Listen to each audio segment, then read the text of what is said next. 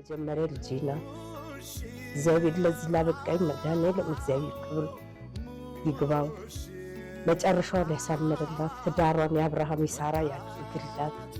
በጣም የምወዳት በጣም የቤቴ ምሰሶ እሷ ናት።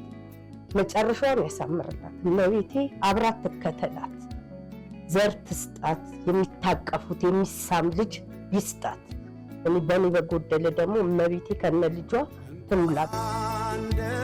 እኔን አክብራ እንዳደገች እዛም የባሏ ቤተሰቦችን ተግባብታ ተከባብራ ዘር አፍርታ እንድትኖር ምኞቴ ነው።